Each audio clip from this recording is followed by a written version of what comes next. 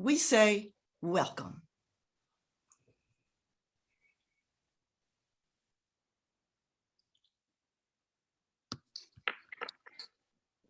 Let us look to the Lord in prayer. Our gracious Father and God, we thank you for the privilege of this gathering this afternoon. Thank you for those who have prepared to be here.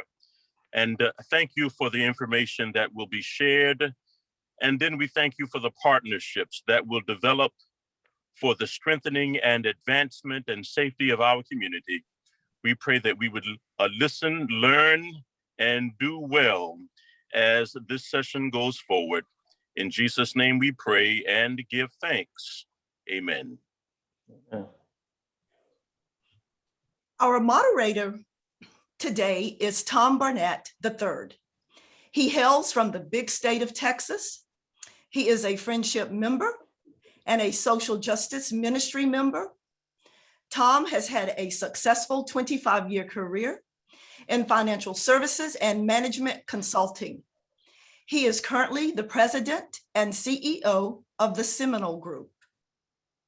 Our highlighted guest is Charlotte-Mecklenburg Police Chief Johnny Jennings. Chief Jennings was sworn in as chief on July 1st, 2020. Before becoming chief, he had worked in the department since 1992, where he held a variety of patrol, training, and specialized assignments at various ranks within the organization. He was promoted to the rank of deputy chief in October of 2016, where he was assigned to the Support Services Group. And he also served over Patrol Administrative Services. During his time over Administrative Services, he maintained leadership over police recruitment and training, the Communications Bureau, and Computer Technology Services. Chief Jennings attended the 242nd session of the FBI National Academy in 2010 and attended the Senior Management Institute for Police in 2017. He is a 1990 graduate of Appalachian State University, earning a Bachelor of Science in Criminal Justice, and he earned his master's in business administration from Pfeiffer University in 2003. Accompanying Chief Jennings today are two persons from his command staff. Major Alex Watson. He is a 23-year veteran with Cmpd. He currently serves as the major for patrol in the Central Services area, which represents 4 patrol divisions in Charlotte: Metro, Central, Westover, and Still Creek. He also oversees Operations Command. Captain Lucas Veith. He is an 18-year veteran with Cmpd. He is captain of the Metro Division, which is located in our church community off Beatties Ford Road. He designed and implemented the Community Policing Crisis Response Team. He is also captain of something fun that he loves to do, the Cmpd Fuzz Charity Soccer Team. We thank all 3 of you for being with us today. Now, Tom, we're ready for the conversation to begin. Hey, thank you, Kathy. Great introductions there. Before we really kick it off, I wanted to make sure that we went over our objectives today. Today, is going to be, our objective is this will be one of a series of conversations that we have with Chief Jennings and his management team. Prior to COVID, when we coordinated this, we thought we'd be able to do it at the church, but the season that we're in, we find ourselves here, doing this virtually. So the objective today is obviously to begin the hard conversations about race relations and the police, but then also in subsequent conversations, we will delve into things such as training, retention, things of that nature. But today we just wanted to set the table in such a way that you all know that this is an ongoing conversation, as well as most importantly, a relationship that we wanted to build. As Kathy alluded to, the social justice ministry, there within our church, we very much want to make sure that we are part of the solution. And so this conversation is just the beginning. But the conclusion of this, we want to make sure that we come up with tactical, deliverable things where we might be able to assist. Because again, we know that this is a marathon, and as Major Garnes always tells us, you know, how do you eat an elephant? It's one bite at a time. And so we want to make sure that we're working with you all in that behest. So with that being said, Chester, if you could throw up the first slide.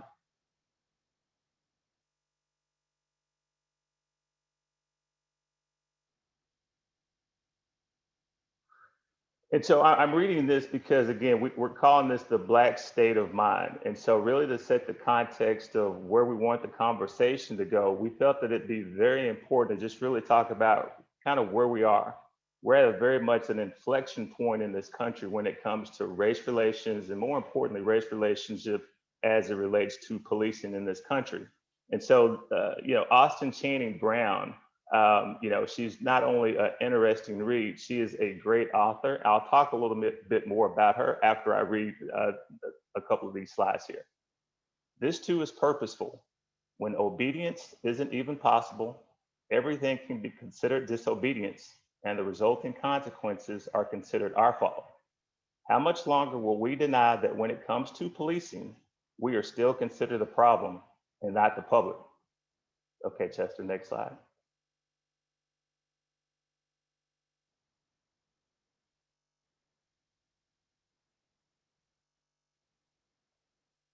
And even if we wanted to respond in whatever ways we thought would help us get home, we can't. Because the rules, desires,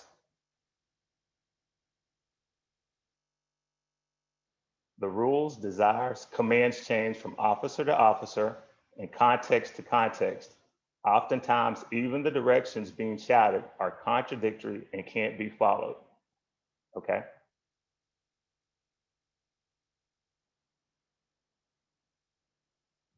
At the heart of the way police treat us is power.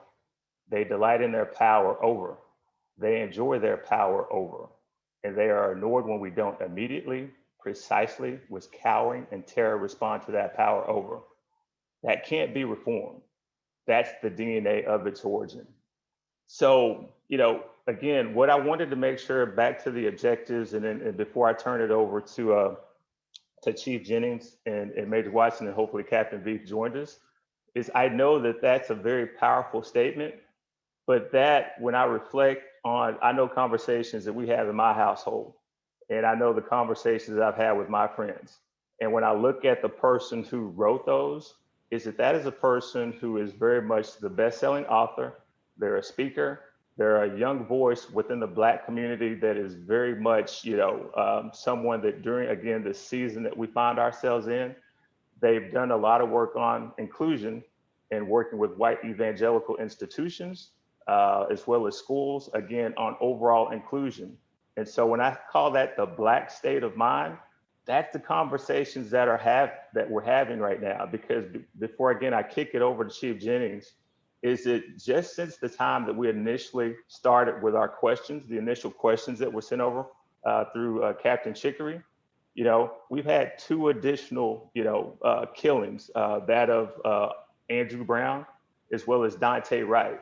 And so it's one of those things that, you know, I know that I'm preaching to the choir, but really the Black community is really scared. And I think you know, I think of the statement from that great civil rights leader, you know, Fannie Lou Hamer.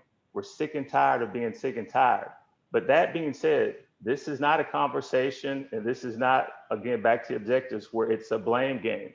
You know, it's one of those things where we want to be part of the solution along with you, but it's also one of those things where I think there has to be a recognition that policing has to be reimagined. There has to be a lot to, you know, from a reform standpoint. So with that being said, I just wanted to make sure I kind of gave the context to those readings, but then also combine that with the overall objectives that we want to try to help you all with. But and really knowing and understanding the feelings and the emotions that are going on out there in the country right now. So with that being said, Chief Jennings, I'll kick it off to you for any response as well as a commentary on those slides. Thank you, Tom. I appreciate it. And I also appreciate your words of saying that we're here to help and to how can we go together and make everything better. But You know, that's the first time I'd seen that those statements.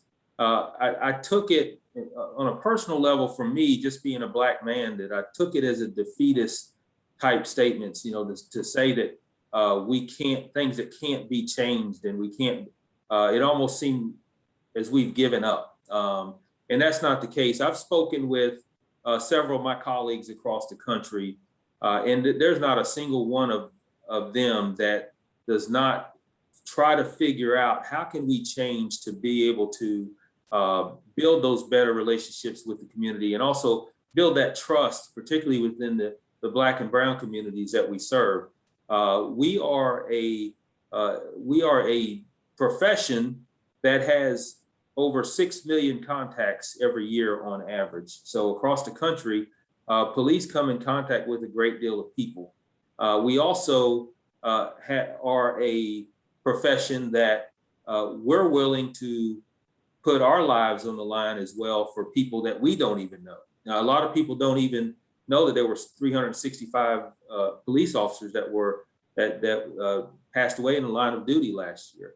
And that's even a striking number to me. And so far this year, I believe there's been 112, somewhere around there.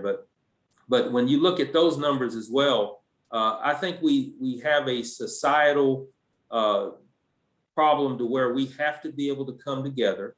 We have to be able to sit at the table and have these conversations like we're having now, and not give up. I mean, I really think that there are a lot of good-hearted police chiefs, a lot of good-hearted police officers throughout this country, that we don't ever want to see someone die at the hands of a police officer. I mean, that's not something that we, even though contrary to what some people believe, it's not something that we put on our uniform every day and hope that we have to encounter. I think that couldn't be further from the truth. So however we can better improve that, as well as understand that there are human beings behind this badge, and until as long as there are human beings behind the badge, there will be mistakes made.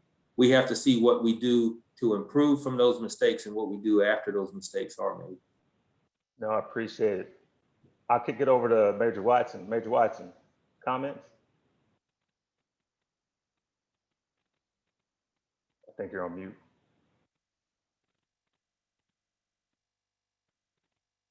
Major Watson, I think you're on mute.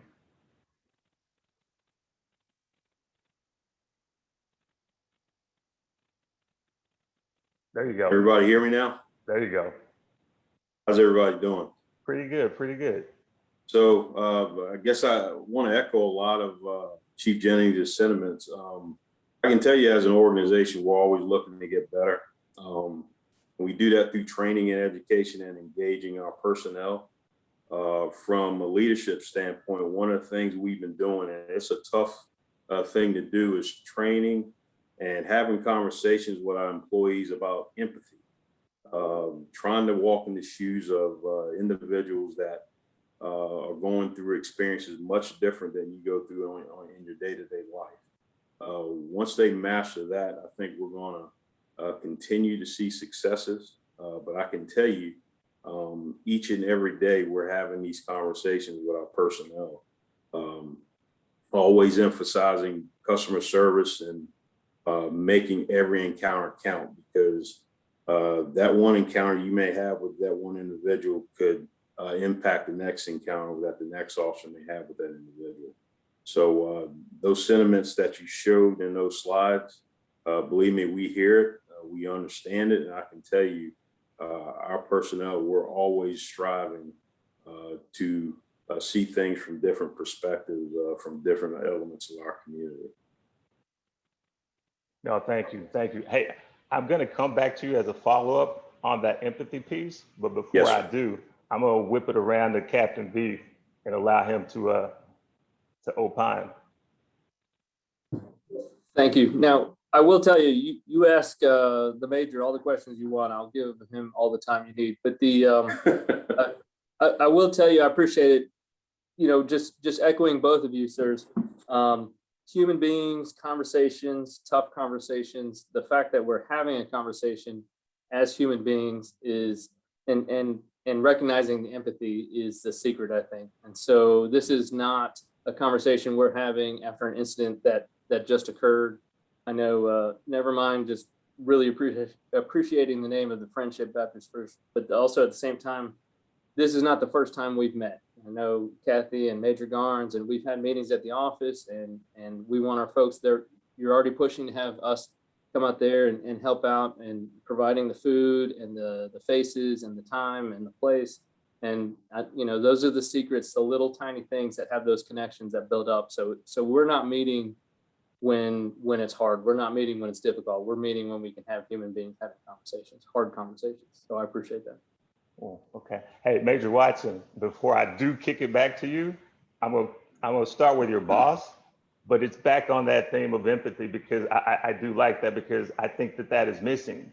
And so I guess my follow-up question is that you do understand, though, the frustration and plight that the Black community feels. So as an example, and Chief Jennings, this is your question, is it that conversation I had in 1987, that conversation my dad had back in the 50s, that conversation I had to give to my son 4 years ago when he was 16 and starting to drive. You know, in 2021, we shouldn't be having that same conversation they had in 1955. And it gets back to that empathy. And so my question to you, Chief Jennings, is, again, with that empathy as a theme, is could you walk through like what actually is changed? Like, how do you inspect what you expect when it comes to expectations from your officers and how they police the Black community? Yeah, so that's unpack, but that's at the heart of it. No, that's a great point. I tell you what has not changed is the culture. And I think what we've seen over this past year has been almost a forced change, so to speak. So what we're doing now as police leadership across the country is scrambling to say, how do we do this? And how do we make sure that culture changes? And knowing that it's, like you said, it's not an overnight thing. It's a marathon, it's not a sprint. And it will always be. And I was asked a question on a national news coverage yesterday, like when are you satisfied with where you've come as an agency? And the answer is you're never satisfied. It's always going to require work. We could go years and years and years without a single police shooting across the country, and trying to do better with our relationships and how we treat people, particularly those of color. And you have one incident and then we're having the same conversation. So that's why you have to continue as an agency to build that capital, bring in the community to be a part of all that change. That's what we've tried to do with working with the Campaign Zero on some of their initiatives that they've had, working with the community and bringing some of our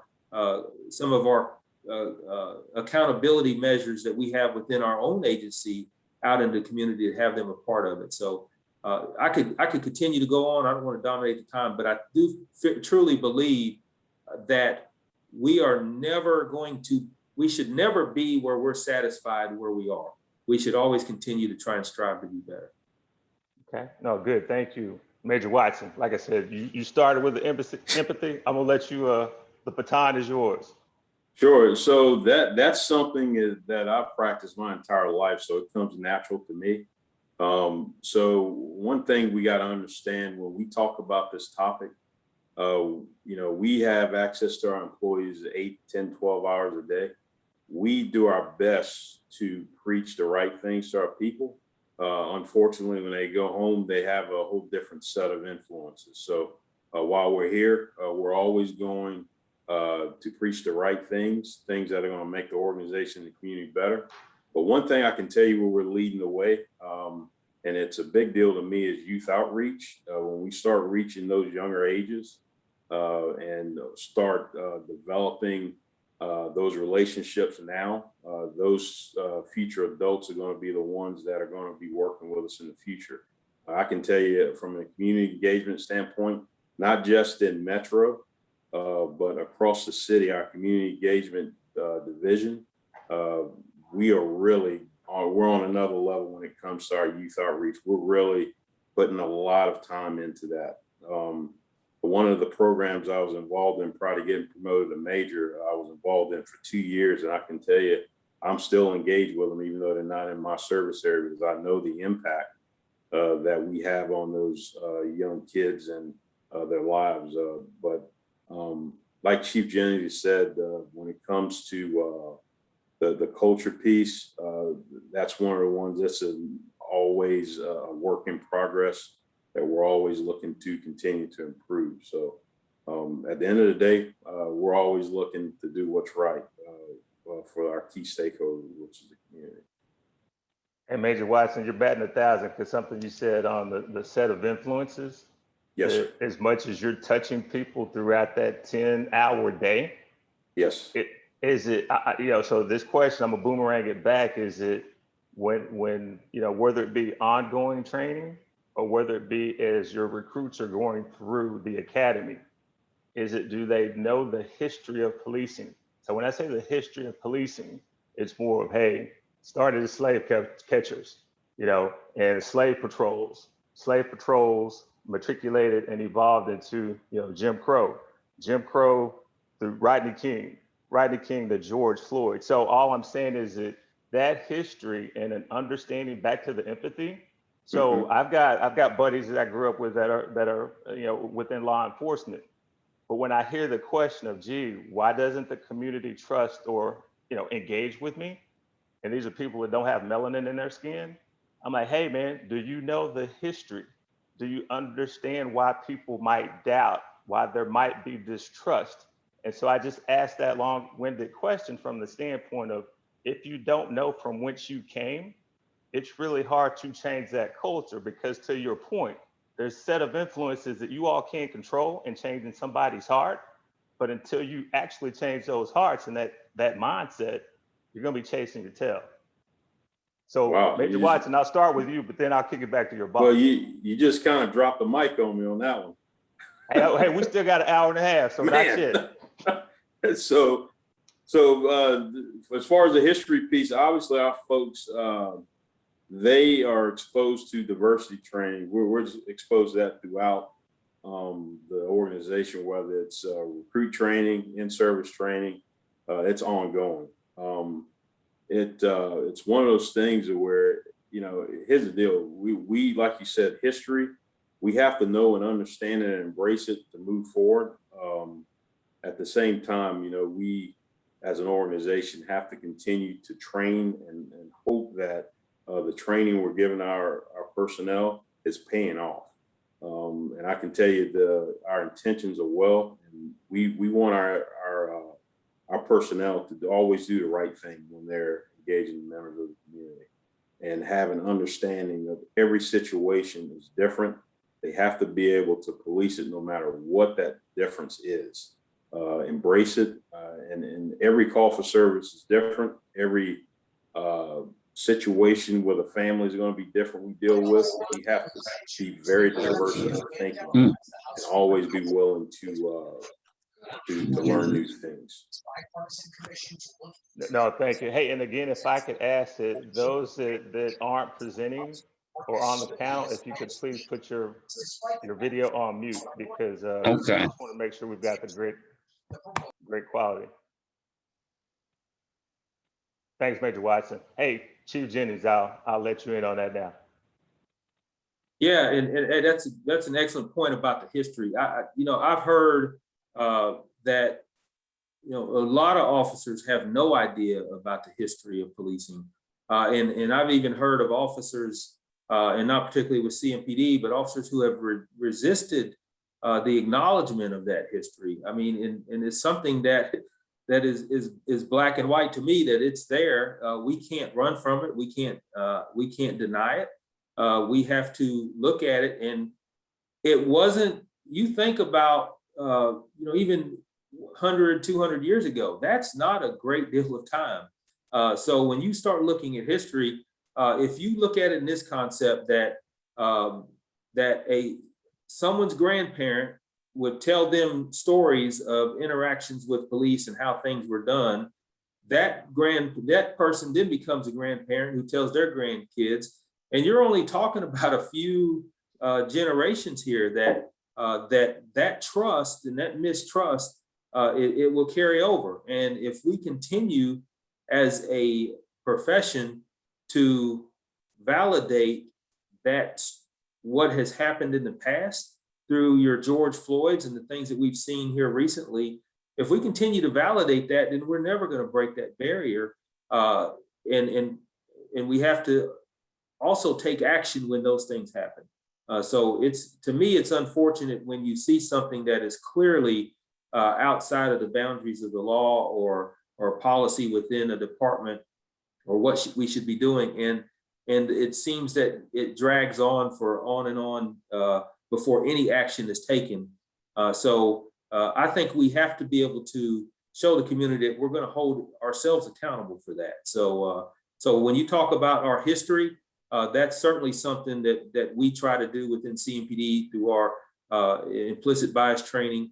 We also look at our when we take our recruit classes through the academy, we try to get on that early to make sure that they can understand what challenges they're going to be facing as well.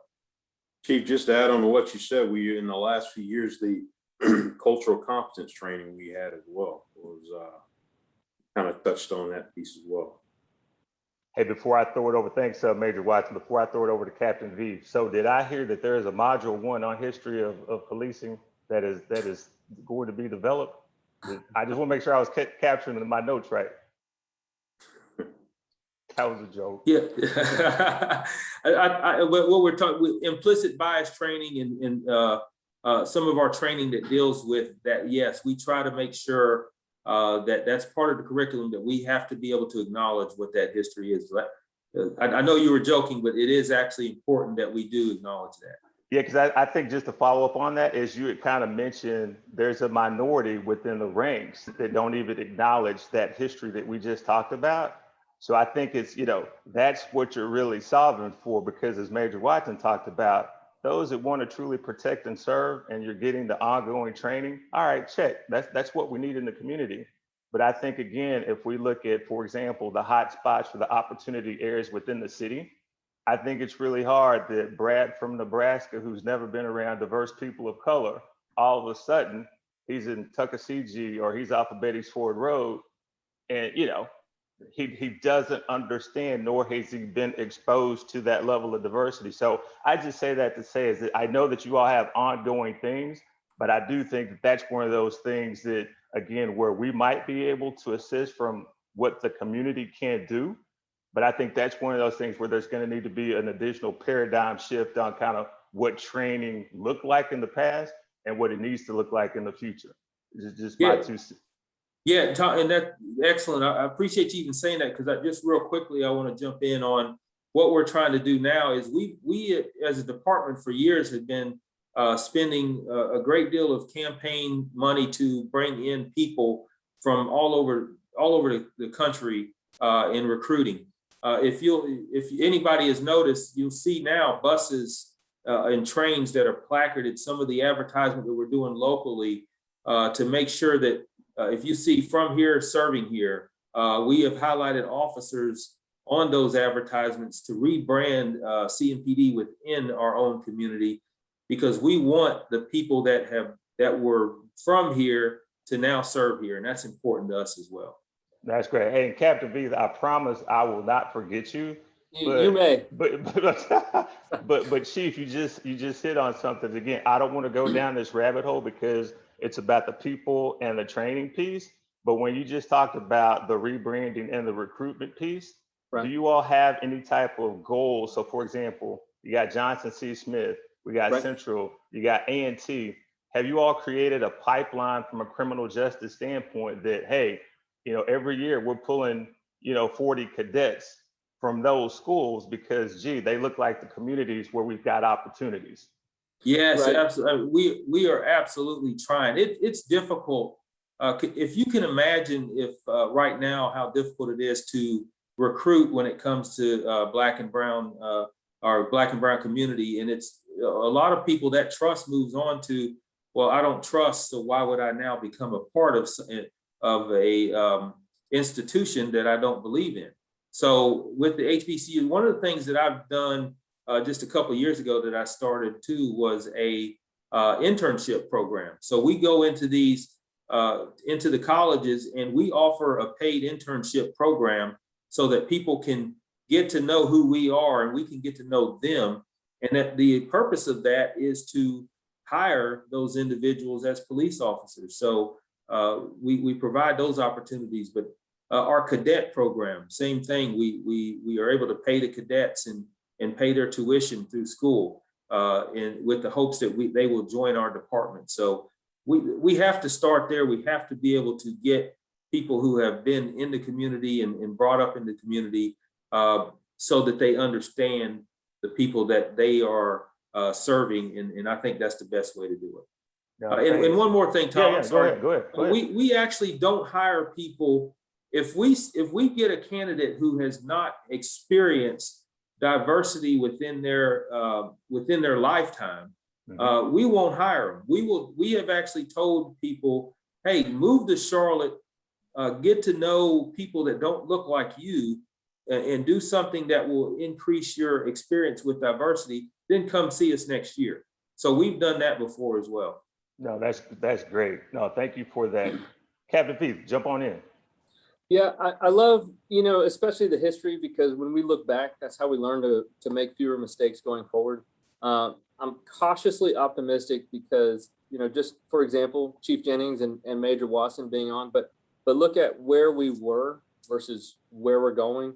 Another example is the U.S. Armed Forces. They used to be all white male. Now we have the best U.S. Armed Forces in the world, bar none. And look at how diverse and how many people of color and women, and how the ranks are diverse, and how they've opened up, and yet it's still the best military in the world. I look at that for the same thing with the Cmpd. Yes, of course, just like probably any company, we're having trouble hiring, but any one of us, any manager that's hiring is going to take quality over quantity. The folks that we do have, again, the women, the minorities, Latinos, the Asians, the people of color, the LGBTQ community, it's give me quality and we are a better agency for it. And you look at how far we've come along from that history. And just like the chief said, we're never going to be happy. If we're to use your words, batting 1,000, that's still not acceptable. How can we do better? We might be batting 1,000, but how do we hit a home run every single time? Because in baseball is a good example. If you hit 300, you're a great player. In the police department, if we hit 1,000 on every single one of our calls for service, that's exceptional. That's perfect. We can still do better. But then again, if Cmpd bats 0.998, that means 2 of those calls for service did not go as well as we could. And then if we were a baseball player, again, hitting 300. So I'm cautiously optimistic, but we can never be content with where we are. No, that's good. That's good. Hey Tom, Jennings. Yeah, go ahead. Yeah, go ahead. Can you switch to some football analogy so I'd understand it better? Well, if you're a Dallas Cowboy fan. Yeah, well, we're gonna have to conclude this call then. I thought we were talking about learning about Charlotte. You want to know about rich culture, right? A winning culture. That's a great transition. But really, Chief Jennings, on that culture, because I like where you all were going with that. And I really love the fact that you basically said, hey, you come in and your life experience does not match what we're looking for. Thanks for playing. You might want to go somewhere else, but go get your bat average up before you come here. But yes. Is it when we think about, and I know, again, I'm preaching to the choir when I tell you this, but when you hear of reimagining what policing looks like, when you hear about 21st century policing, you mentioned a couple of tactical initiatives, that you're doing. What say you when you differentiate yourself from a Dallas, from a Fort Worth, from a Houston, from an Atlanta, that you can hang your hat on and say, hey, this is my point of pride that I'm looking to do differently to make sure that Charlotte stands out? Well, people don't realize how much Charlotte is on the forefront and leader across the country on some of our initiatives that we've done and some of the efforts that we put forth within the community. And that's why I just did an interview with NBC National, and that's where they were told to come to Charlotte, see what Charlotte's doing. Charlotte is leading this organization. I think they're going to do an hour-long show on this. I think it's next week or a couple of weeks coming. But what we try to do is take from everybody. We have a good rapport across the country, and I think that's why it's important that we do those networks and we go to the conferences where we can get ideas and talk with other people, other agencies. But not just that, is open up what we want to hear from the community also. And Captain Beath has been fantastic in this with the Metro Division, in that, and he was one of the first ones that I spoke with as a division captain to say, we need to tailor our responses based on what the community wants. And when we do that, we can come up with the ideas on how and how we police the communities. But let's get some feedback and let's see what they want. And when we do that and have them a part of the solution as well, then that's what's important. And that's why I appreciate our conversation too, because you hit on a lot of good things about, what is our responsibility? How can we help as well? A lot of times we go on panels and people just want to talk at us and tell us what's wrong with us. But we do have some, where we are recognizing some of the issues within the law enforcement community that we have to improve. But also we love to have that partnership where we work together with others, and that makes us successful. No, that's good. That's going to be my follow-up question. But before I do, I want to make sure that Major Watson or Captain B, any follow-up that you all wanted to add to what Chief just mentioned? I would probably follow up going back with football. We can't hire all quarterbacks or wide receivers who say, hey, throw me the ball, or the running back, hand me the ball.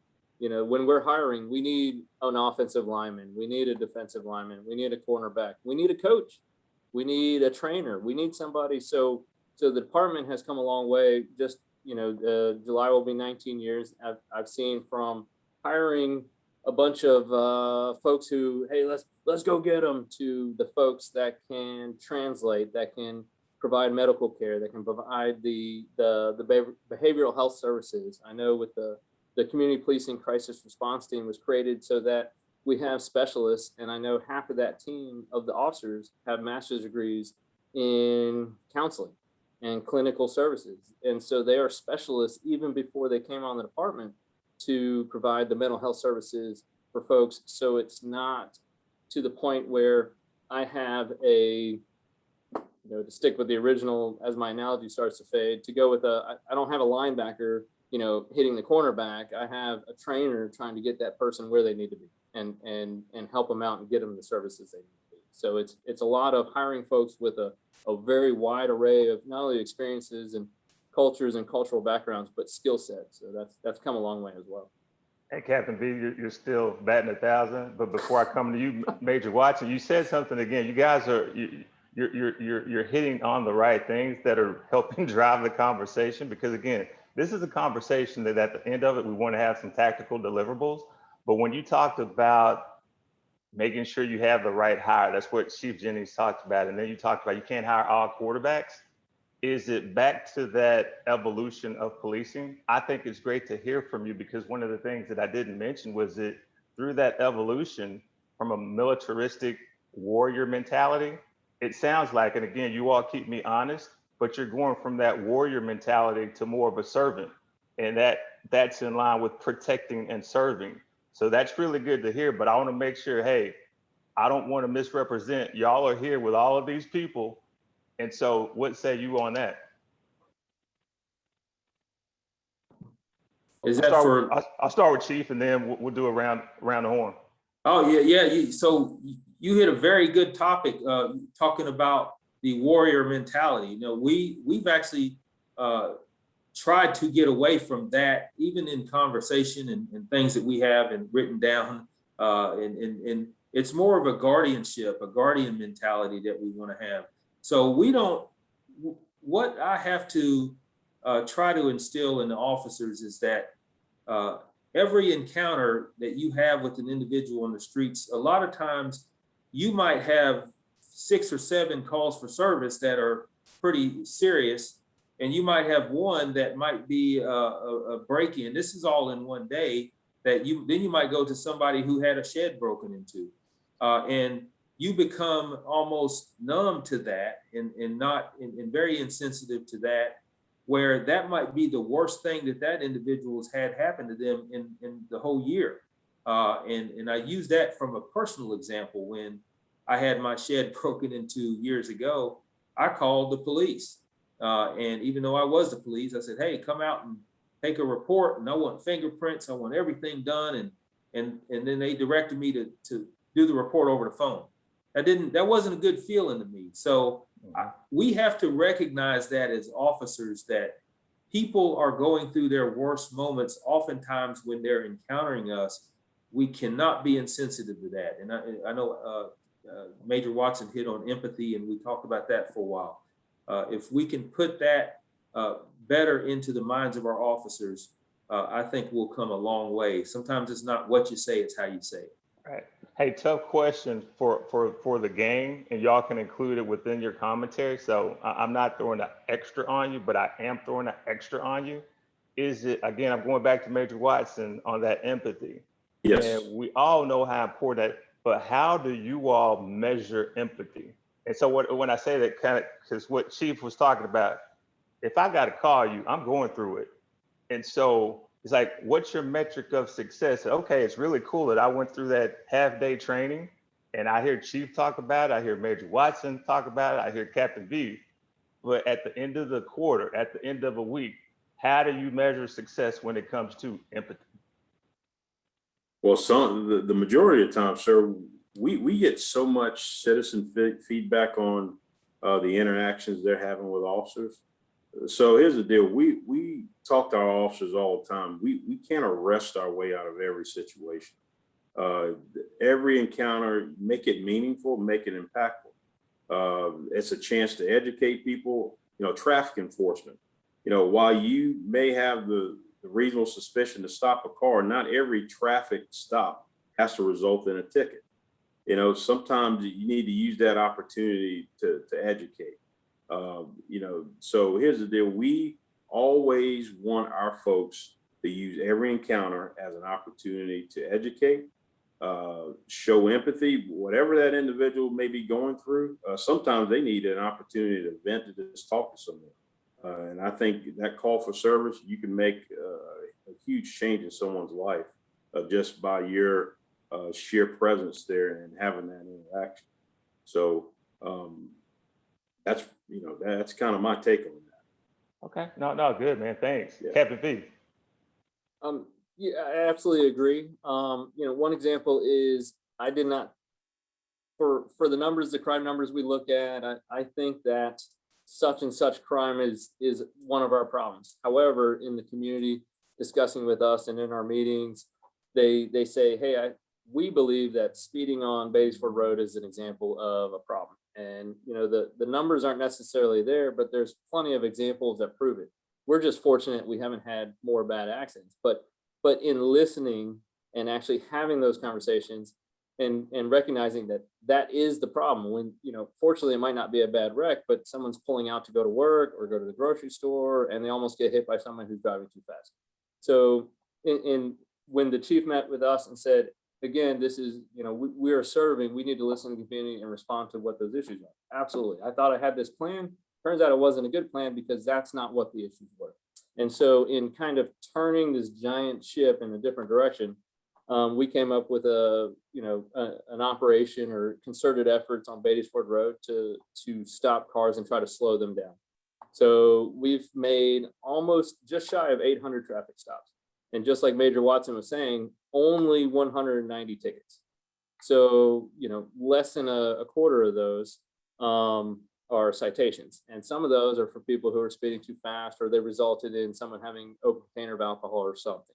But more importantly, 600 of those traffic stops ended in verbal warnings. And with the goal of transitioning that conversation from trying to prevent what that issue is, speeding and someone causing a wreck and hurting, property damage, causing injury, to trying to solve that problem, trying to prevent that problem. So it's listening and seeing, okay, what is actually the problem? And we're not going to arrest our way out of speeding. We're not going to write tickets out of our way of speeding, but being there, being present, will that slow people down and keep people safer? That's a quality of life issue. That's good. That's good. Hey, Chief, and so, you know, from a presidential standpoint or politics, you know, as a president comes into office, they generally say, hey, my first 100 days. All right. So everything that you all have talked about, and you kind of talked about your strategic view and vision of kind of where you want the force to be or the department, how are things going in your first 100 days, knowing that within that kind of the construct and what the country's going through? I love the fact of what you guys talked about is you kind of reshape and rebrand who you have, you know, within your units, on top of really the angst that the community has. So that being said, like, that's a lot of variables, but how are you faring and how are you feeling right now going into, you know, I'm calling your first 100 days, and I know it's more than that, but you know where I'm going. Yeah, absolutely. And I think Captain V, just from what he said a while ago, is a good example. I did not know that they had written, or they had made that many traffic stops and only written that many citations. That's some of the conversations that I've held with our command early on. I said, think about the outcome that you want to have. If you get out with somebody and you have reason to take that person to jail, is that what you're trying to accomplish? What are you trying to get through? Or do you put somebody in a cycle that they can't get out of, in that criminal justice cycle? I have 3 kids, and I've dealt with traffic tickets before. And even with me, it's very expensive. And I look at somebody who's making minimum wage, and how in the world are they going to pay the court costs and the insurance increase and all that goes along with the traffic citation? So when we have options that we can have the same results, but not as harsh have the same results from it, but not necessarily the lack of a better term that I can think of now is punishment, that maybe there's other ways that we can do that. And that's what we're trying to do. So when I see, and when I talk to our captains and we have our accountability meetings and things like that, that they tell me things that they've done that go along with my vision. I had 4 cores that I wanted to ensure when I started my administration. That's employee wellness, community collaboration, crime management, and professional accountability. So I felt like if we accomplish those 4 things, and if we focus all of our goals on those 4 things, we will be successful as a police department. And each one of those has a story behind it. And we definitely don't have enough time for that. But I do want to say that they're not just words, they're actionable items that we are putting forth within our agency. No, it sounds good, because as a banker, I would say, where's the empirical data that you have behind all that? Because it sounds really good, but you know better than me that if the numbers don't support it or back it up. Yeah, I think to your point, I say that kind of jokingly, but I think too many times subjectivity has gotten in the way and people just go around, our culture's good. Well, how do you know? What was your metrics for success? And I like what you all have thrown out there. So we're at a point now to where we're going to take that bio break. But please just know that y'all are batting 1,000 right now. So I need y'all to get a drink, and I need y'all to finish, run through the tape, because I'm a sports analogy person. So I know that y'all probably ran track. If you didn't, I need you to run through the tape when we come back through, finish strong. So we'll take a 5-minute break. And so I'll call everyone back, but if everybody could be prompt, and we'll kick back off in about 5 minutes. So Chester, I'm gonna throw it back to you for our intermission.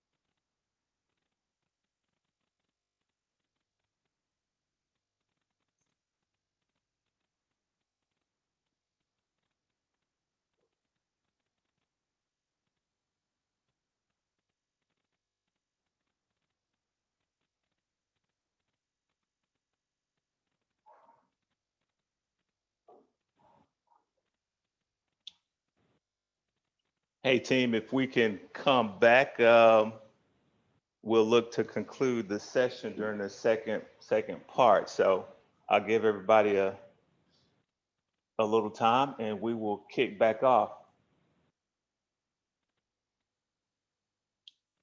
And so while we're still assembling, I just wanted to let the team be aware, and for Chief and his team, we're going to finish kind of the same way that we started, which again, it's sentiments, it's content, and again, it really captures what I'm calling the Black state of mind.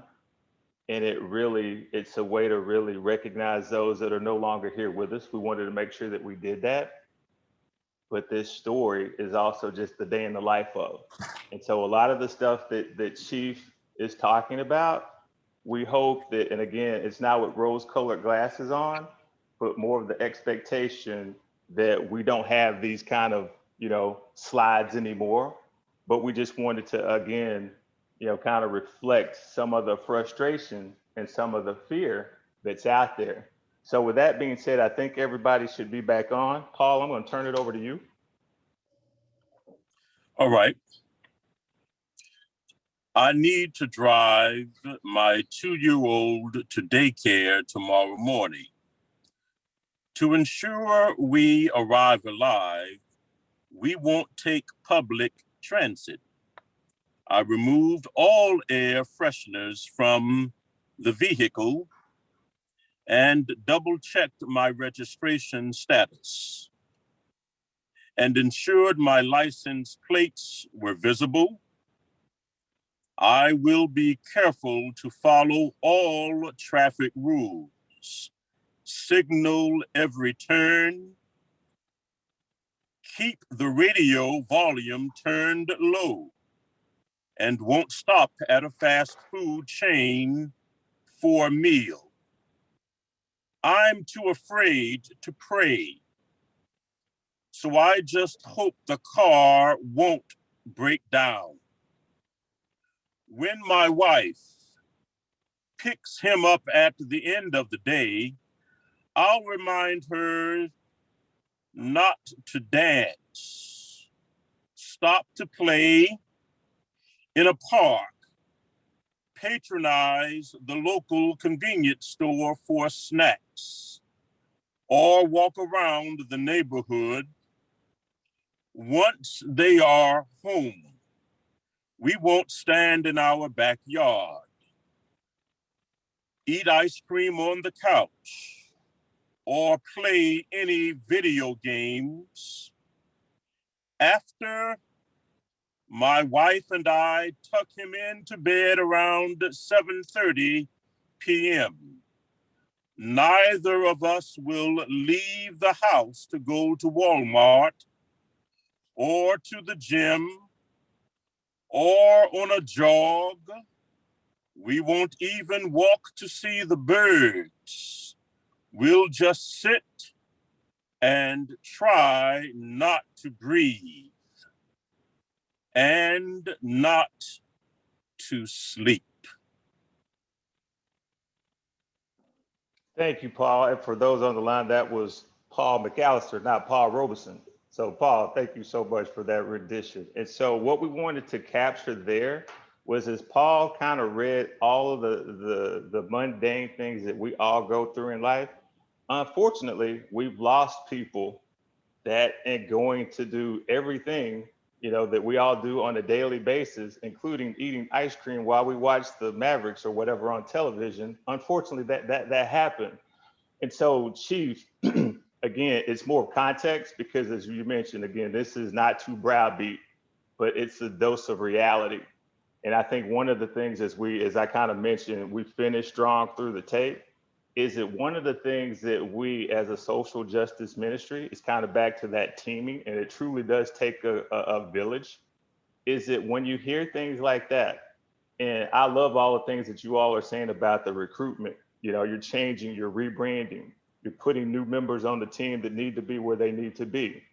Is it from an accountability standpoint?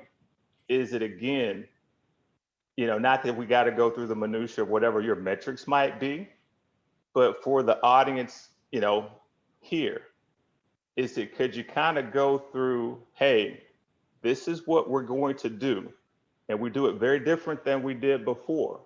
And in doing that, the expectations that I have for you are X. But again, it's just more, you see and feel kind of the, you know, the environment is what it is. But how do you hold people accountable, you know, at the individual level, knowing that this is, again, is the angst that's out there? Well, yeah, thanks, Tom. First of all, I thought that was James Earl Jones speaking there for a little bit.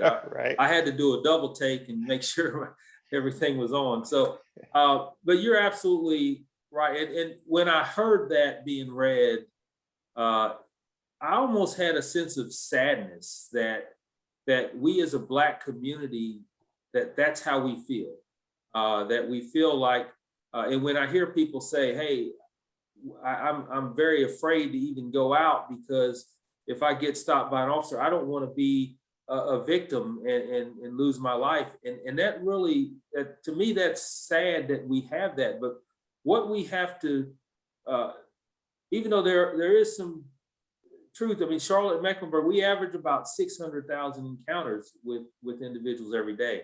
So we can, but what we have to stop doing is our own denial within our profession and realize that perception is reality. If you feel that way as a person of color towards the police, then we have to acknowledge that, and we have to understand. So when I see all of those names that we're scrolling through, and I see that where you can even look at some and say, you know, these are things that take us steps way backwards when we don't need to go backwards, and we need to move forward.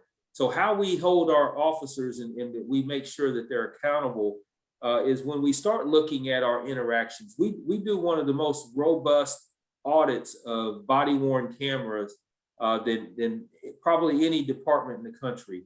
We have several layers of audits and we even have a whole team that does nothing but audits. And when they recognize and see things like how we treat people on a traffic stop, how we talk to people, and it's not always policy violations. It's things that we can do better to improve on our experience or people's experience that they have when they encounter officers. Because I want people to walk away from an encounter with an officer and feel good about that encounter as a profession. Not necessarily the incident has to be a good incident, but the encounter can be something positive. And that's what we have to strive. And that's where we use our body-worn cameras. We use how do we measure performance of officers? And we have to include that stuff, not just how many arrests they make or how many traffic stops they make. It's also how do you treat people on a daily basis? Do you go above and beyond? And that's really important to me. That's good. Hey, I think one, and I may have, you know, glossed over it when I talked about the objectives, but I think part of this, and again, just really glad you all are here, but I think there's an educational component. And so I'm going to hit you with the follow-up to that from an accountability standpoint. Does the qualified immunity component, when it comes to, okay, this is what Chief Jennings is expecting of us, and if I'm not adhering to that, could you walk us through either coaching people up or coaching them out, or is there a hindrance to what qualified immunity allows you to do to truly be able to holistically put in place what you want, for your department? Yeah, what a lot of people don't know, and I remind people often, I'm not permitted to fire an officer. I can cite someone for termination. Civil service actually does that firing. And then we've heard a lot about qualified immunity and the taking away of qualified immunity. I have mixed feelings because officers who break the law behind the badge are not immune to anything. Officers who violate someone's constitutional rights are not immune to anything. It's not as if we can, as police officers, go out and just be rambunctious and do whatever we want to people and have some sort of shield or protection. That's just not the case, and a lot of people feel that it is. When we look at, on one hand, people have asked me, well, do you want to be able to fire an officer? That is a huge responsibility that I think that officers deserve some due process when it comes to, because I could be a chief that would fire someone over one thing, and another chief comes in and they absolutely would not fire someone over something. So that the idea of the civil service protection keeps some consistency when it comes to officers' jobs, but we do have to make sure that there is accountability in the process, and that we're making sure that process is done swiftly and done appropriately. No, thank you. Major Watson, I'll let you chime in. You have great commentary, but I tell you what, you're on mute right now. How about now? There you go. There you go. So obviously that piece Paul read was pretty impactful, because let's be honest, it depicts a citizen being more fearful of a police interaction than of crime itself. And that's obviously problematic. So I think Chief touched on a lot of the accountability piece, the things, the checks and balances we have in place internally. I think Captain Veith will agree with me. We look at countless hours of body-worn camera footage because of the volume of supervised investigations we have to review. And I can tell you, in many cases, the vast majority of these interactions officers are having are relatively positive. And there's many times when their training deficiencies we have to have one-on-one conversations about.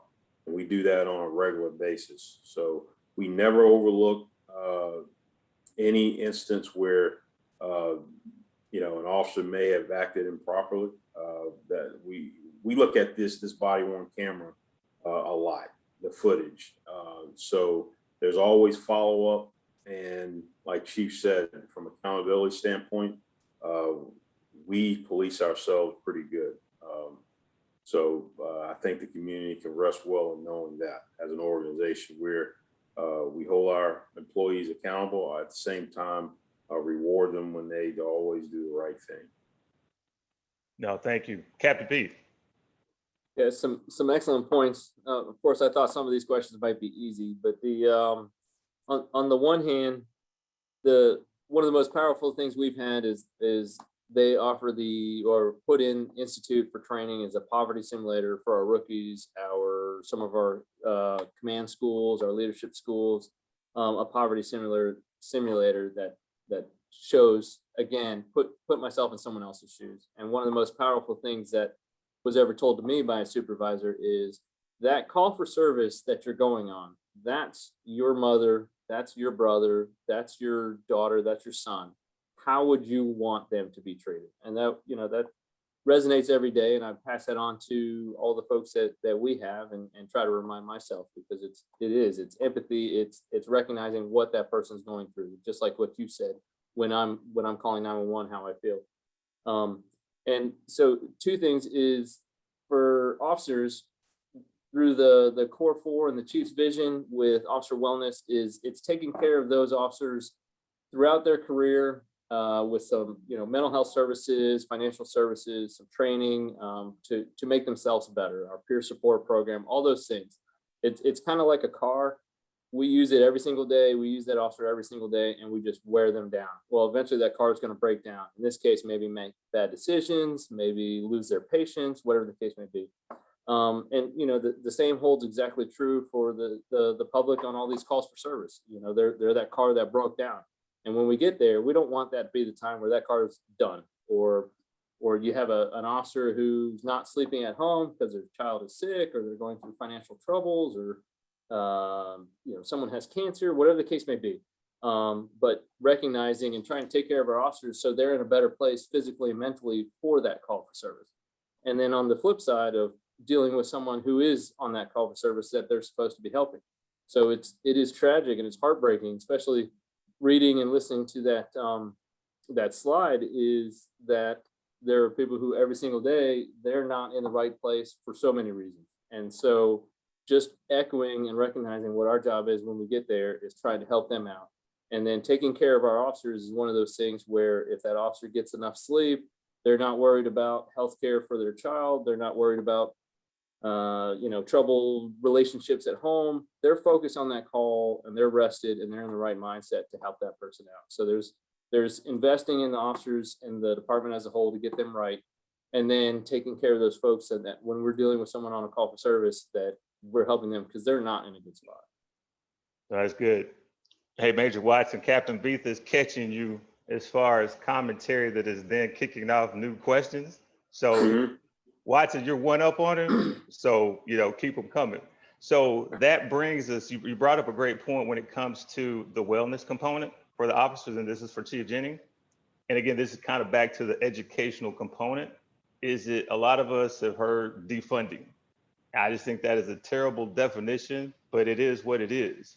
And so what have you done, or how has defunding, or the cost for defunding, impacted your overall budget? Have you reallocated dollars, or have you reallocated resources to get back to what Captain Beath was talking about, which was whether it be wellness or whatever? How has defunding potentially, reshaped the way that you look at managing your budget? Yeah, first of all, I have to commend our city council and city manager for taking a pause when a lot of other people across the country were automatically just arbitrarily cutting police budgets by 10, 15%. We looked at how can we be intentional in not even defunding, it's reallocation of resources that we might have. So to tell you that our budget has not changed. Our budget has actually gone up to even assist with some of the community policing crisis response team, so that we can double the size of those units that are responding to mental health calls for service as well. So with that, we have reallocated funds. So I've been sitting for a long time for anywhere from 150 to 180 vacancies of sworn officers. So what we've done now is done a full reevaluation of what positions and how many of those positions can we use to make it for non-sworn staff. So right now we've had a clinical psychologist on staff, but it was through the county. So we're now taking that position on and paying for that position within our budget. So we've had to reallocate funds to do that. And we've also looked at reallocating funds for several other positions that are held by sworn officers that don't necessarily have to be sworn. So we've done a huge evaluation on that, and we're moving forward with that now. And a lot of that costs money. So what we're looking at is a decrease in the officer vacancy, but an increase in the staffing of non-sworn staff. That's good. And to stay on that theme again from Captain Veith is on that wellness piece. Is it again not to go down the rabbit hole of the people and personnel, because that'll be a forum too as a sneak preview. So hopefully people can anticipate the upcoming event. But do you all at this point in time, do you cross-pollinate or do you do any rotations? And where I'm going with that is that, you know, policing should be agnostic. The experience should be the same if I'm in Myers Park or if I'm in West Charlotte. But the reality is that I'm sure that the day in the life of somebody that's in one of those hotspots versus somebody that's in Myers Park or Dilworth, it's a little different. So back to what Captain Veith was talking about, if you can be proactive in knowing and understanding what that grind might do you all implement something like that where, again, I'm calling it cross-pollinate, but do you do rotations to whereas you can proactively manage that overall mental as well as wellness process for your officers? I'm assuming that's for me, Tom? Yeah, we'll kick it off okay. with you, and then, you know, Okay. Yeah, so we don't do it. I'm gonna tell you, we don't do enough of it. We've had the conversations with my deputy chiefs as well, is how do we make sure that officers coming out, particularly out of the academy, get a broad perspective across the board, because we do have a focus that we want to make sure that we are implementing community officers so that they basically are in those communities day in and day out so they can get to know the people that they're serving. And we're trying to do things even to help with that even more, where they're getting out of their cars, doing the walk-in beats and non-traditional policing that puts them in contact. It's difficult to learn a community if you're constantly being moved around.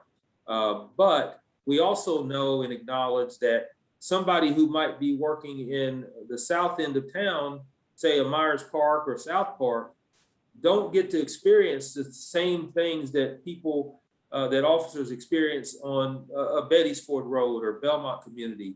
And what you don't want to happen is the officers have some sort of fear of working in those communities because they don't know enough about those communities. And so we've had that discussion. I don't know where that's going to go. I don't know which. You have to look at it's a double-edged sword. Do we take people out of communities and not give them an opportunity to know the communities, or do we give them a broad experience around the whole jurisdiction?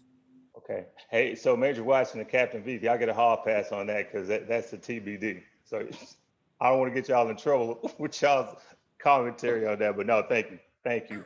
So that's a perfect segue into kind of the community component. And you kind of talked about, you know, you want them to be community, I'll call it community servants, if you will. Is it, you know, I'm going back to expectations.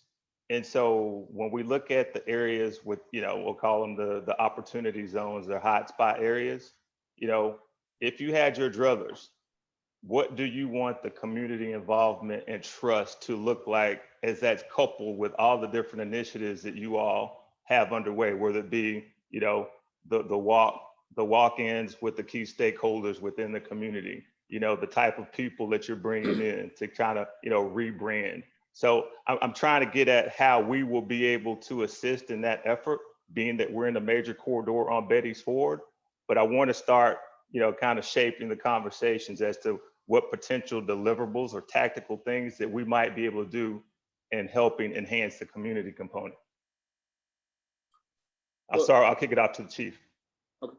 Yeah, and I won't take up all the time for Major Watson and Captain Veith, but I think where we need help is the assistance in recruiting with the changing the narrative of who we are about. So we need to let people inside to know who we are, young people I'm speaking of, and instead of maybe we need more in the community that are less critical and more of saying, hey, get to know who they are and make your own decision. We're inviting everyone in, and we open the door for everyone. And we want to make sure that when you ask me what success might look like, well, success to me is that every shift in every division has 2 or 3 people that grew up in those neighborhoods, that grew up in Charlotte. And a lot of times, any of the captains or the major will tell you that the people that we see that are most successful and very successful out there in the community are those who are from here and already have a good basis of knowledge of the people that they're serving. And that's, to me, that's success. If we can do that on a recruiting end, that'd be perfect. That's good. That's good. Major Watson. Yeah, so that conversation about reshaping that Beatties Fork corridor, there was a meeting at Reader Memorial back in March where there were some key stakeholders from the community that attended, along with city council and a representative from the city manager's office. And I think there were some really good conversations that went on in there to talk about what can be done to make things better. And I think a lot of discussion was about some youth programs. And I think a member of council is supposed to be following up with Reader Memorial about that. But as far as the Beatties Fork corridor from Sunset to 85, that area for me, I started out my career as a police officer in that corridor. So I know the members of the community there, many of them, they were born there, they went to college, came back. Now they're still residents there. So they're invested in, that corridor means a lot to them. And I can tell you, Captain Veith, his coordinators, they've been embedded, obviously with the issues that occurred around that block. What's the name of that street? Veith Donshire? Right. Right, yeah. Right there off Hoskins. So they've been very proactive and, been extremely busy in that A to Z parking lot, that convenience store. Obviously that location bred a lot of problems, but from a proactive standpoint, our personnel, they're committed, dedicated to improving the quality of life in the area. And they have been really putting in some really good work to change things over there.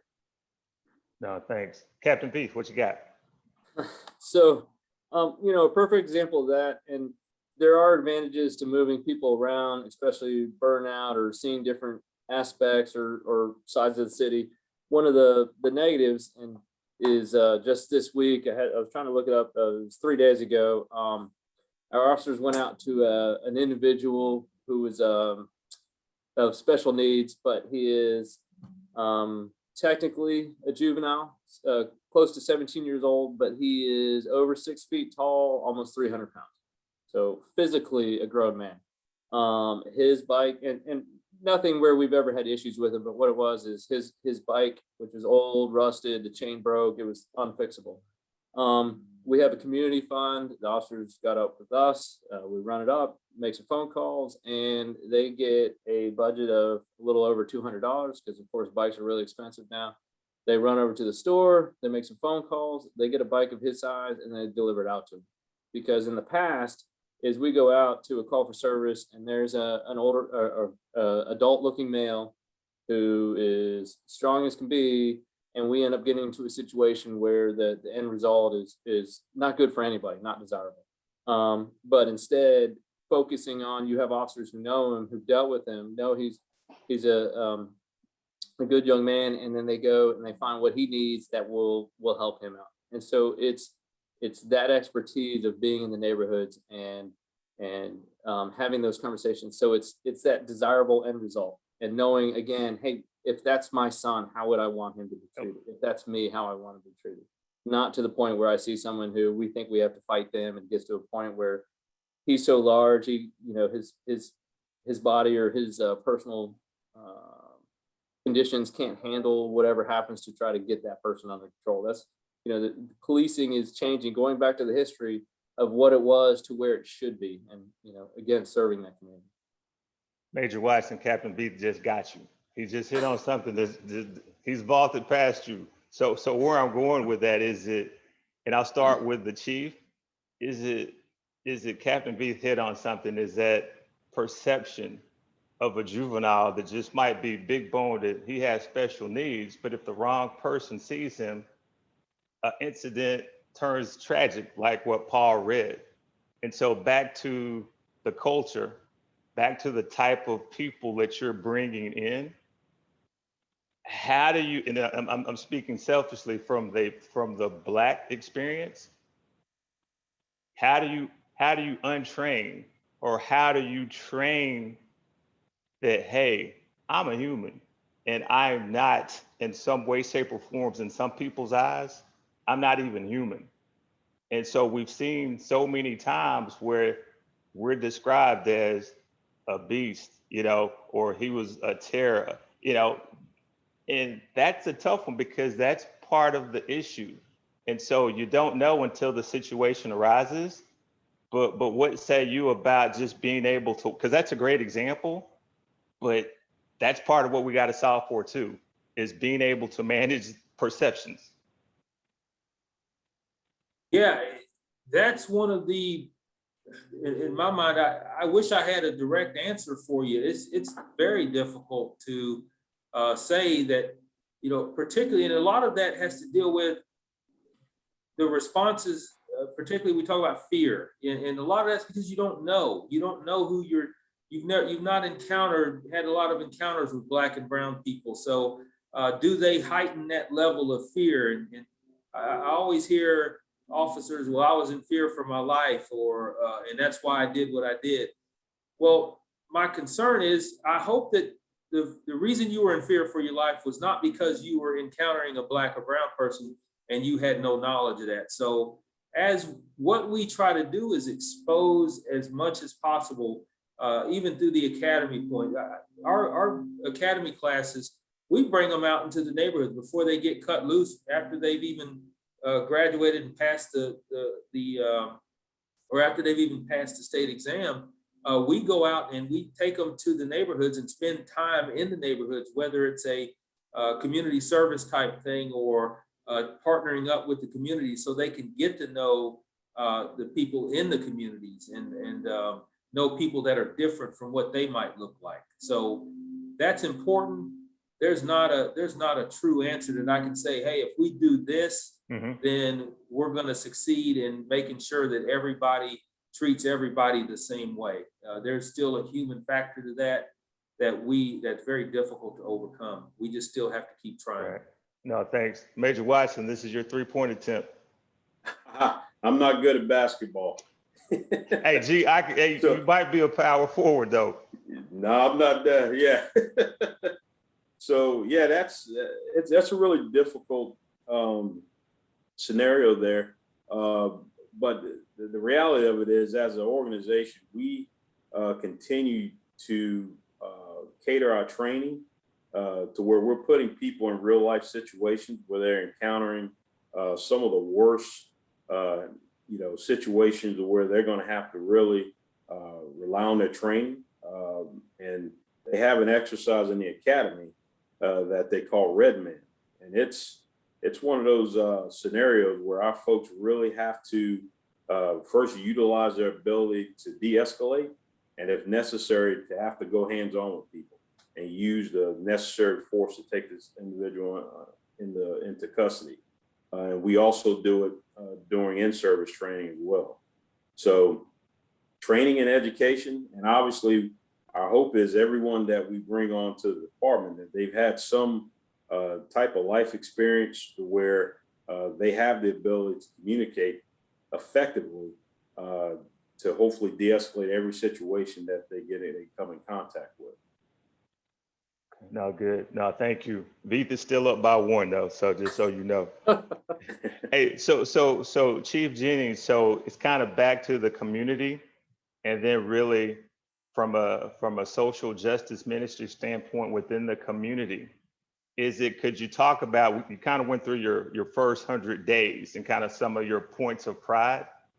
I know you just mentioned the recruitment is kind of where you might need some assistance, but one of the things that we were talking about as a group is that I know you're familiar with the 30 for 30 that's currently, underway, where there's been prayer, and you've got, designated areas across the city where we've got, is it one of the things that we had talked about, is it post the time that is finished, is still having those establishments, whether they be churches or whatever those designated areas are, to have monthly town hall meetings. We're about to come into the summer months as an example, but being able to have, whether it be Captain Veith, Major Watson, yourself, whoever, to kind of have that pulpit, you know, pun intended, to be able to continue to tell your story, but then also have the community be able to be involved to, you know, back to that building of trust and knowing and understand what it is that you're expecting out of your officers for that area.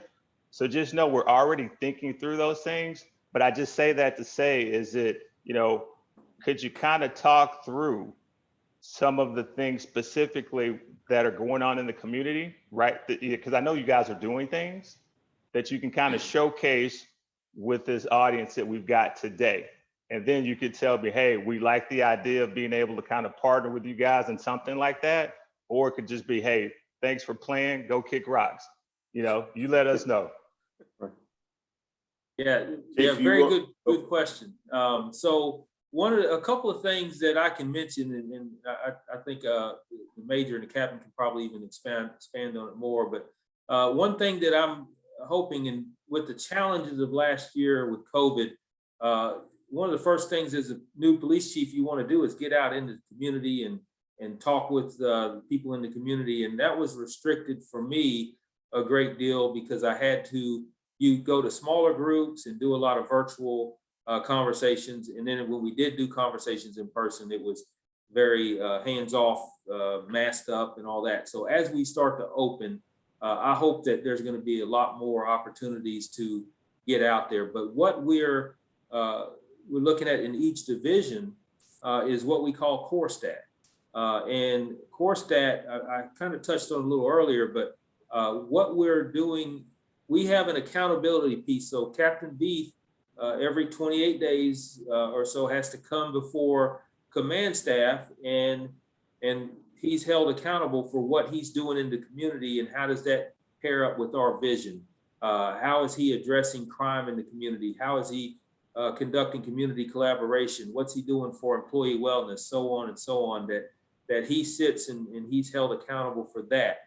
What we're doing with core stat is to allow the community to come in and be a part of that as well. So when they're able to hear that, oh, okay, I can see how they, I can see the pressure that's on these captains of what they're asked to do by their command staff. And then we ask the community, what else can we do? So the community gets that input on how they want to be policed and how they want their police department to look in their area.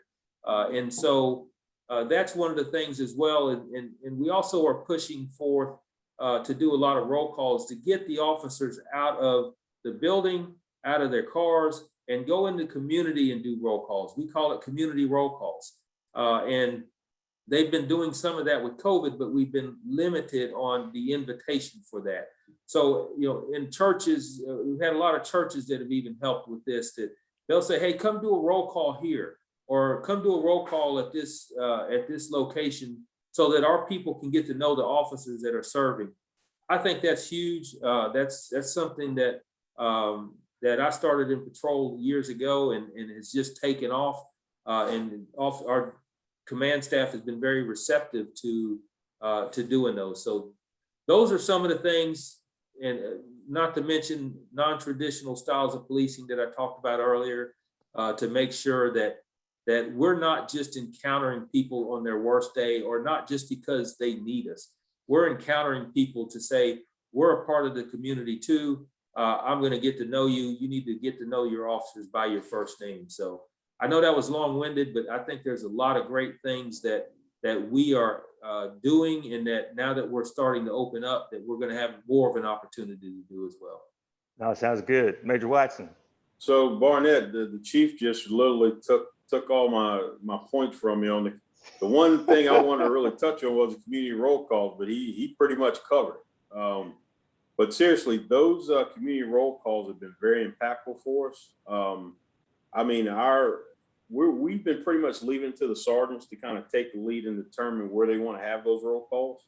Mm-hmm. And when they do them, it's not a situation where the sergeant just sits there and does a shift briefing. When they clear, Some of them will get out on foot and walk the apartment community. If it's a shopping center, they walk and try and engage as many community members as possible. So that's been very impactful. Our folks have been doing a really good job getting out of the office and into the communities to do these briefings, and they've been paying off. That's good. Captain Beef. Yes, so absolutely. Definitely. I can tell you, they ask me, say, hey, what are you doing? And then I try to give the right answers, but also turn around and tell the lieutenants and the supervisors and the officers and the detectives, said, you know, this is our direction. How are we doing? And how are we doing on the community? And so, you know, just in the less than 6 months, over 100 walking beats and community roll calls. And it's quite literally and metaphorically getting the officers out of their bubbles, out of their cars. You know, you and I are never going to have a conversation if I'm in my car and I've got the windows up. And we're also never going to see each other eye to eye. So, you know, it's one of those things where quite literally it's forcing us.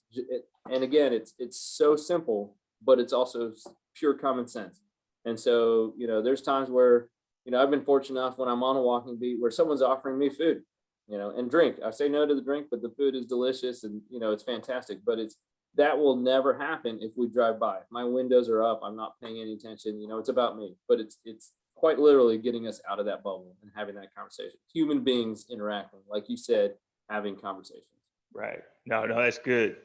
Hey, so Major Watson, just know it is before we go over and take questions from the extended group here.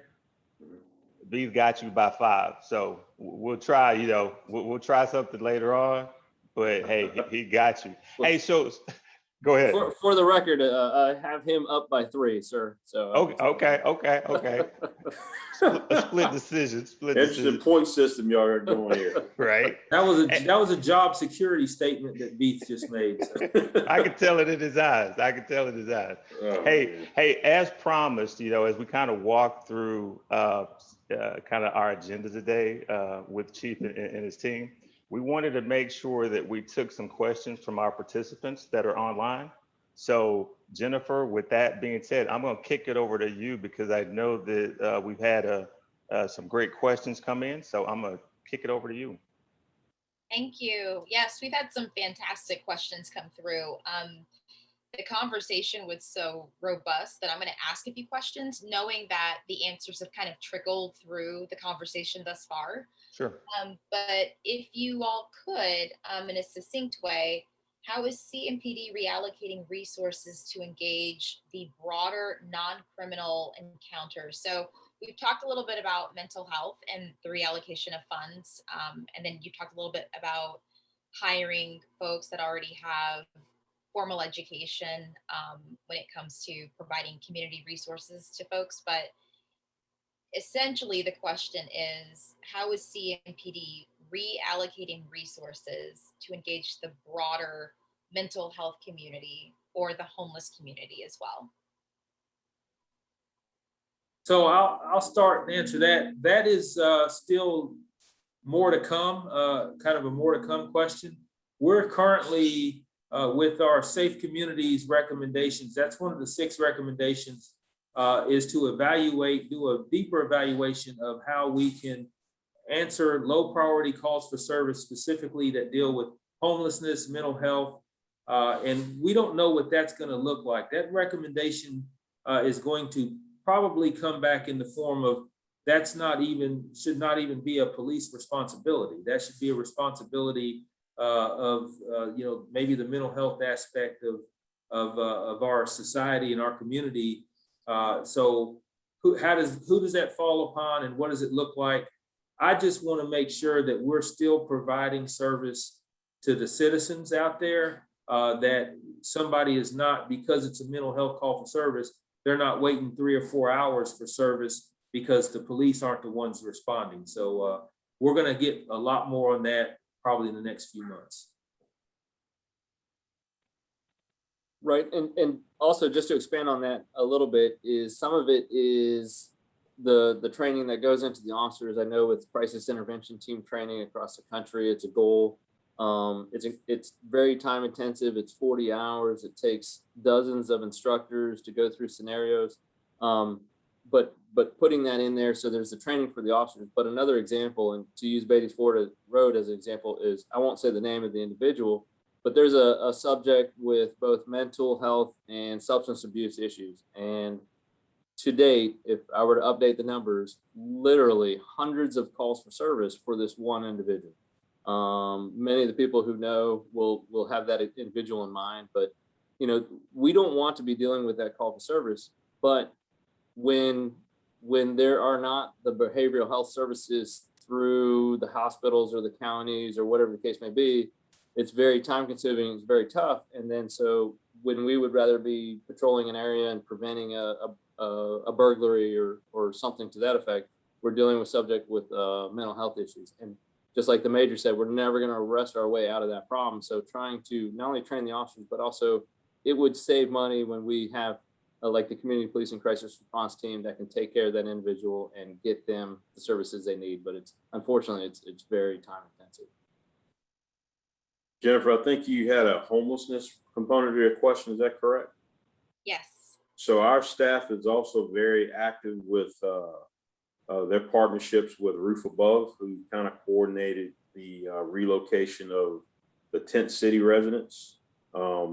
A lot of those individuals are housed in hotels in several patrol divisions. We work closely with them to kind of monitor those locations. We're not there working security. However, they're part of our zone check process throughout our shifts. And we communicate with them on a monthly basis to kind of get updates on how the residents are doing. And when there's a potential homeless camp that pops up uptown, they're usually, Roof Above is usually the go-to try and get some of those individuals relocated with some type of housing in a hotel or something. And our community coordinators and a couple of the captains work very closely with them on that. Thank you. The next question is really about what happens to officers that, someone has been shot and died, and the circumstances were very questionable. Legally, they're cleared, right? But from you all's perspective, from a human resource perspective, what happens to that officer? Are they turned back over to the same area that they were previously patrolling, or does something happen internally in the process that the community needs to be aware of?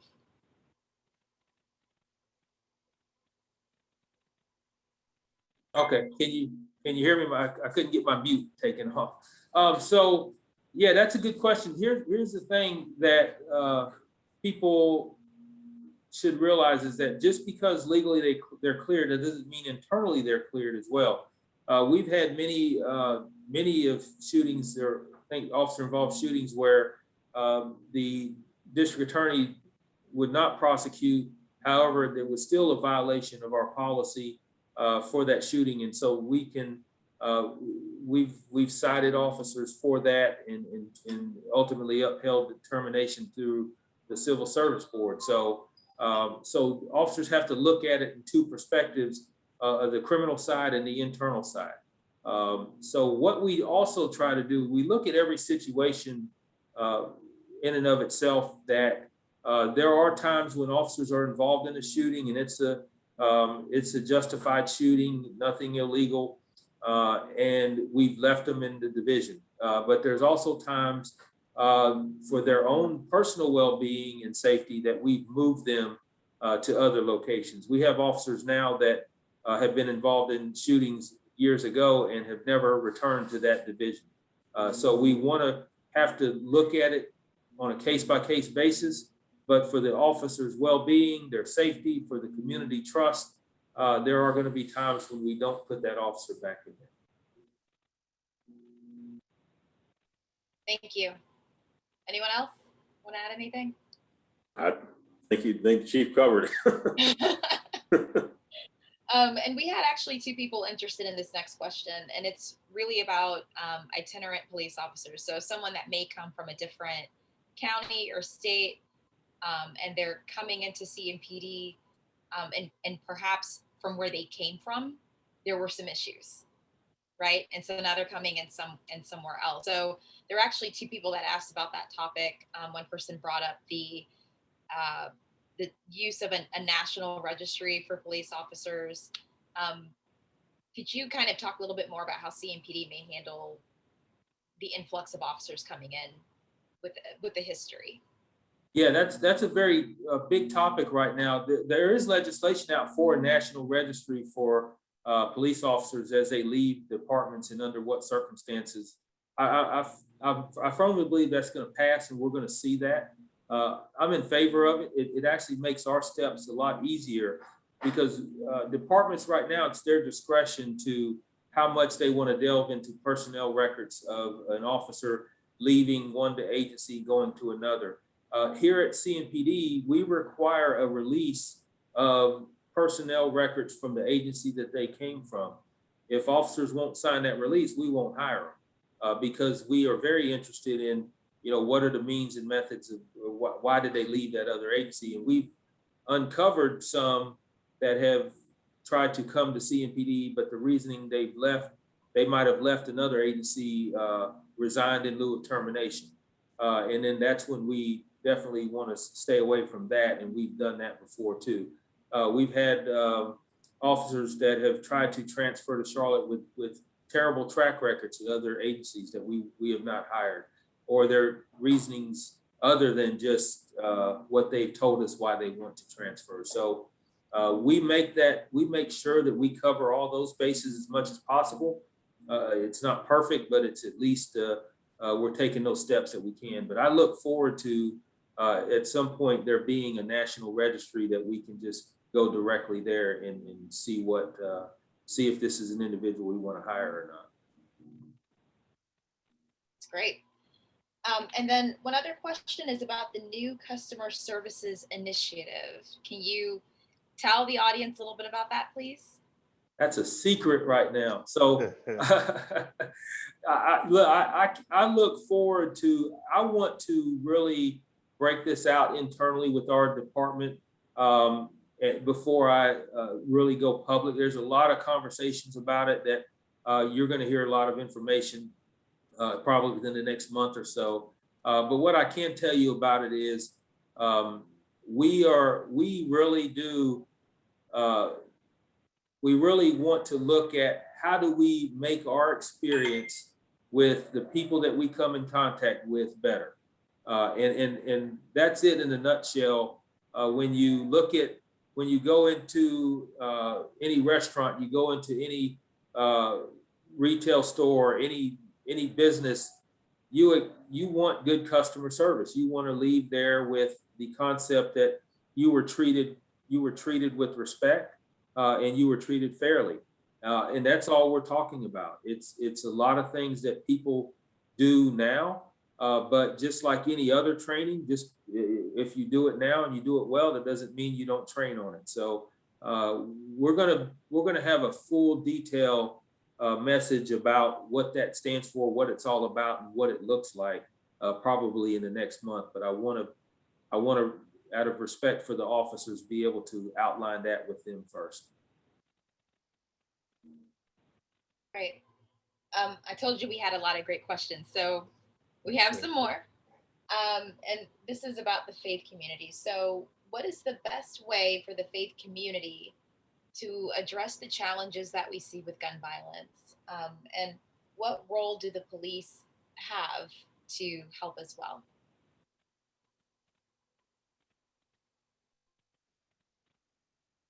So Major Watson or Captain Beath can probably answer some of that as well. But what I would say first off is just within the faith community, you see a lot of the churches and a lot of faith organizations that are taking it upon themselves for conducting education and safety awareness when it comes to gun violence and gun safety.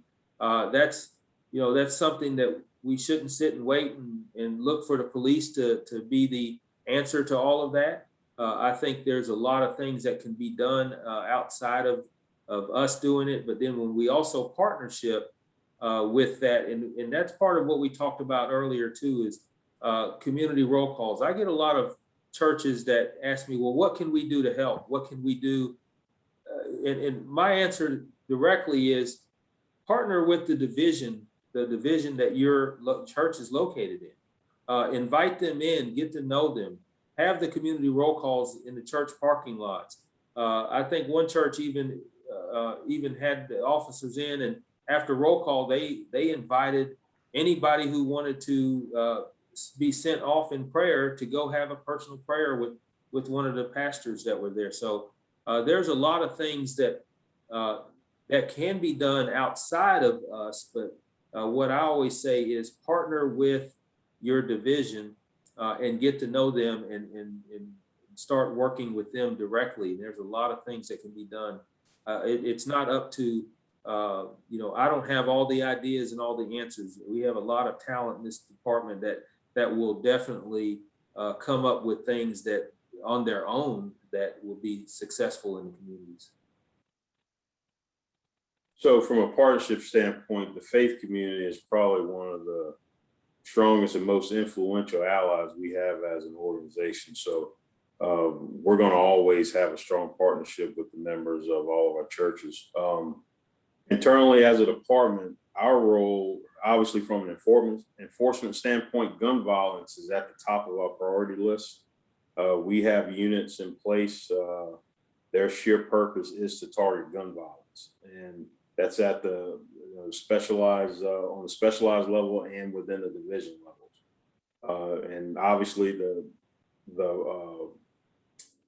purpose is to target people and locations that historically give us issues with gun violence. So we've been very proactive.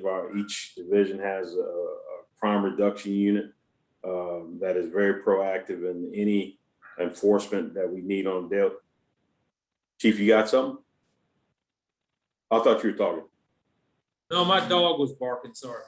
Okay, yeah, from an enforcement standpoint at the division level, they're our go-to units, our proactive units, and they stay in lockstep with our Special Investigations Bureau that house a lot of our specialized gun units. So that's pretty much our strategy when it comes to gun violence.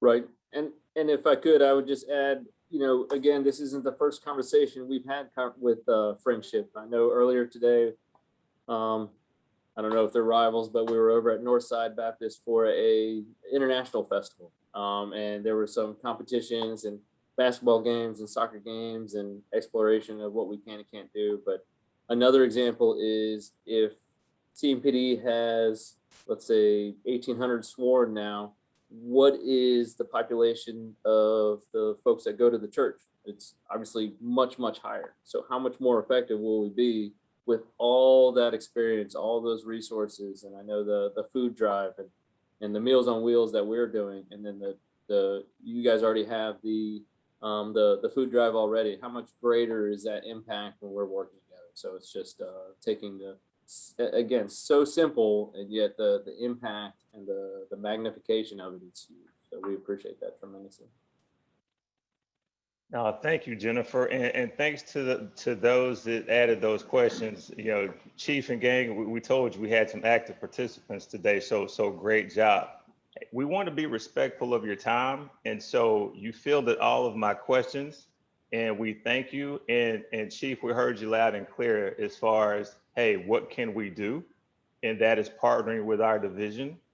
And so, Captain B, we are very competitive. So I speak on behalf of the church in that you will have to come up with some kind of scoring system. But our expectation is not only do we assist you all, but that, obviously we will obliterate whatever the competition does. All right. So I'm just saying. But that being said, Chief, I appreciate you giving the overview of kind of what your expectations are, at the 50,000, foot level, as well as down at the tactical level, with our officers. And so as we kick this session off and just talked about, hey, what success looked like today for us, it was to be engaged, to then potentially, come away with some tactical deliverables. And I think we've got that, being able to tie into the division and brainstorm and come up with some best practices. I think, but more importantly, it was to create a baseline. And so when we have subsequent forums, we build from this one. And like I said, so the next one, we could tackle the people side of it, the recruitment, as you had kind of mentioned, because that's the thing that you had mentioned that we potentially could help in.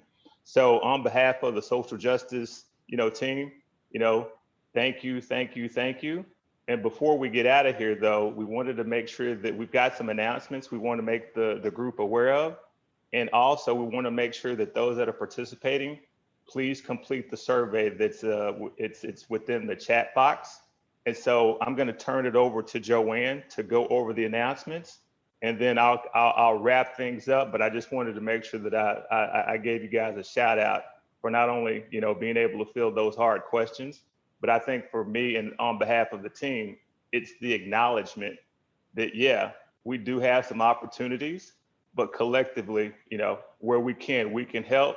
But I'm glad, more importantly, that you acknowledge that and it's something that you're looking to pull through. So thanks. Joanne, I'll throw it over to you.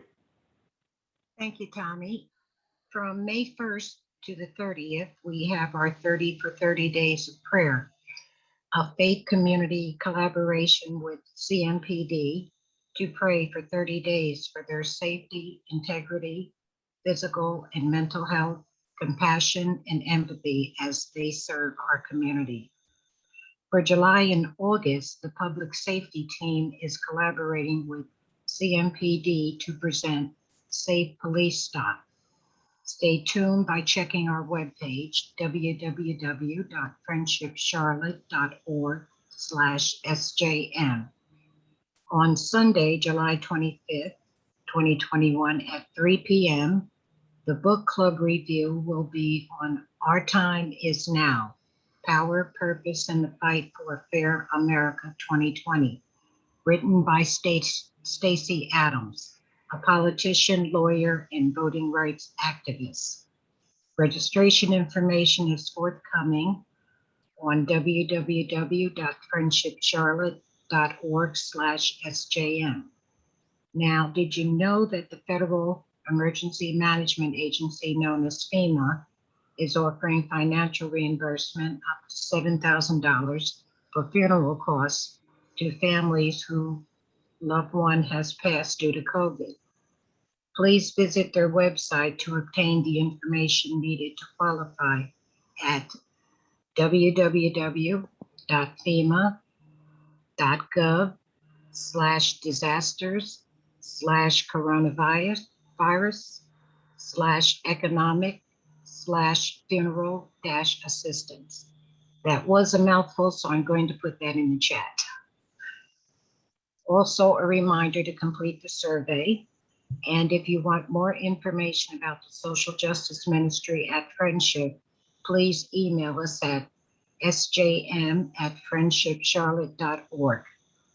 Now I'm going to turn it back over to Tommy for the wrap up. Thank you, Joanne. As Joanne so eloquently put it, we thank you all for the questions that Jennifer has read and the chief and team were able to answer. But that call to action from the social justice standpoint, if you want to be an active participant, feel free to join us. As the chief had mentioned, Major Watson and Captain V talked about, it literally will take a village to make sure that we get comprehensive, health in the communities, as we've kind of talked about. So, hey, come join us, because again, we've got our game plan. We're going to continue to do that. And again, I just wanted to thank, Chief Jennings, Major Watson, Captain V. We got a little competition going on. I won't share the scorecard again, but I really do appreciate you guys taking the time to fill those questions. But again, more importantly, let us in on what your strategic view is.